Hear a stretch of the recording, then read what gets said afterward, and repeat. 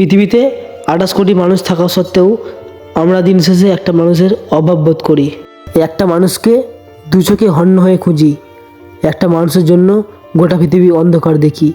মৃত মানুষের মতো চিৎকার করি। একটা মানুষের জন্য চোখের জল ফেলি, নিজেকে ভিতর ভিতর হারিয়ে ফেলি। কেবল একটা মানুষের জন্য আমরা অজস্র বছর ধরে অপেক্ষা করি।